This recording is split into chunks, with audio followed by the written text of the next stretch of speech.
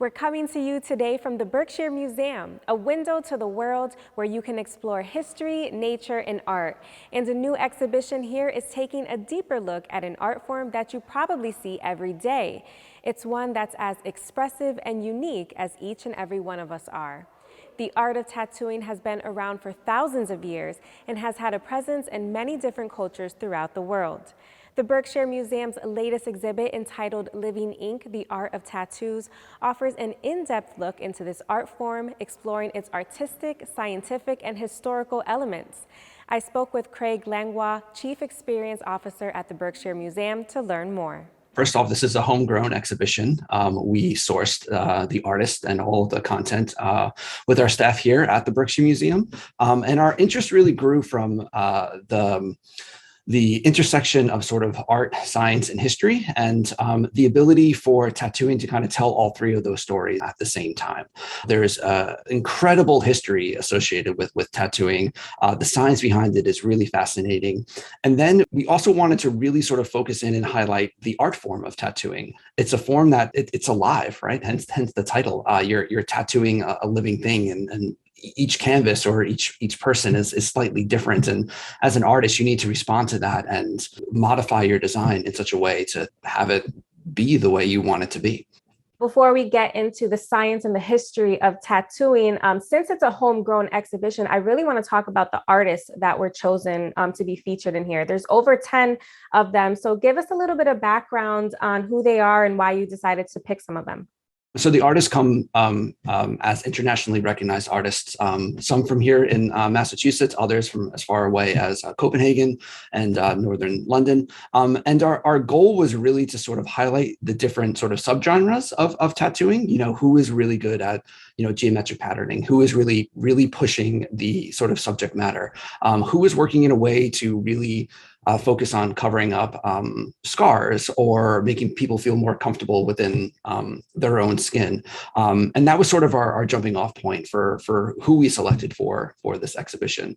We can't talk about the present day artist without touching on the historical and cultural aspects of tattooing, which I know the exhibit touches on. So tell me how this exhibit will help broaden viewers' perspective on this art form.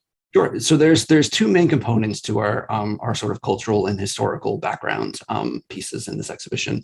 There's a great photo essay component from a National Geographic photographer named Chris Rayner, who spent 8 years traveling the world and documenting the use of tattooing in various cultures in the areas he was visiting.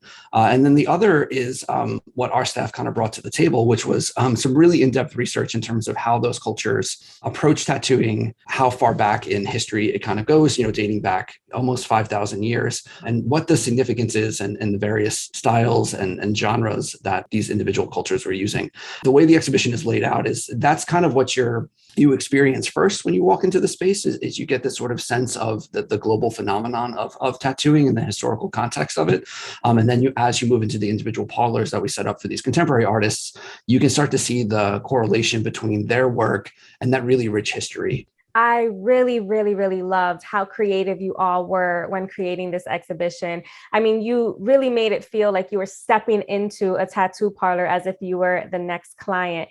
So having this juxtaposition of the history of the art of tattooing with the present, what do we learn from that? What's something fascinating or some trends that you notice when creating this exhibit? I really hope that people walk away with understanding how talented tattoo artists really are. There are a few media in the art world that have the challenges of being a tattooer associated with it, and really sort of highlighting the skill and the craft and the history, and hopefully an audience member is kind of walking away understanding that relationship, that when they walk into a tattoo parlor, you're purchasing a work of art that you're going to wear for the rest of your life. I think our design speaks to that sort of intimacy and that level of trust as you kind of walk into those individual parlors and kind of move around.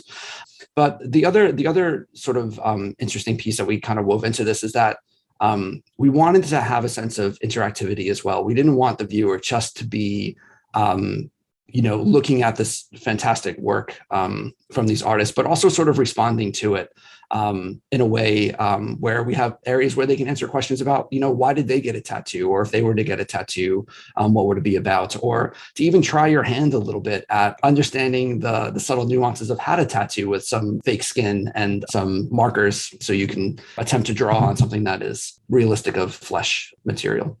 Well, and you touched a little on this earlier, the science behind tattooing. I think it's something that might be overlooked. I mean, I know I overlooked it and I was like, oh yeah, there has to be a science behind it because as you mentioned, you're tattooing on a living person.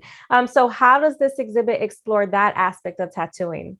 So it spends a little bit of time in the space discussing how tattoo ink is applied to the human body and the human body's response to tattoo ink.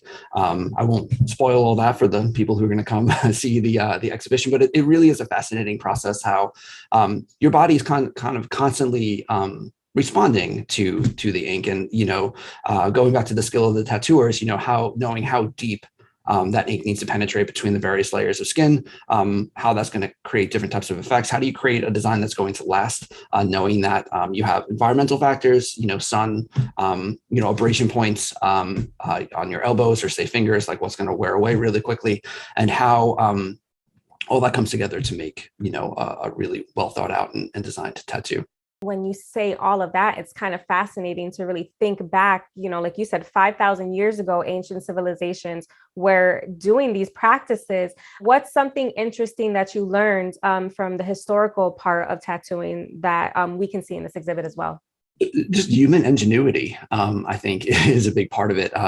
You think of people 5,000 years ago kind of sitting around or just thinking about body modification and body ornamentation. And somewhere along the line, someone decided to take a sharp stick and, start poking their skin with it. And then from there, the growth of the phenomenon that is sort of modern day tattooing and the ability to create images on skin through the use of very simple techniques of small pointed objects and a little bit of wood ash and dye, kind of mixed together, being rubbed into skin to what we have now, which is, a commercialized art form. We know that tattoos can be taboo for some, celebrated by others, but regardless, what do you hope that viewers and visitors really leave and take away after viewing this special exhibit at the Berkshire Museum? I think part of our goal was definitely to kind of remove the taboo and understand that beyond whether or not you personally want a tattoo or have a tattoo, is that there is a deep cultural significance to a lot of tattoos around the world, and how they're viewed in various cultures, as well as really sort of highlighting the art form. I'll say it again, like these tattooers, what they can do with a moving instrument that's oscillating at an extremely high speed and pressing into three-dimensional form to create an image that looks right, both when you're looking at it from 6 inches away or 4 feet away, is a phenomenal skill. And regardless if you think tattoos are taboo or an accepted form of self-expression, really, we should be celebrating these artists and the art form as something on the same level as traditional painting or sculpture.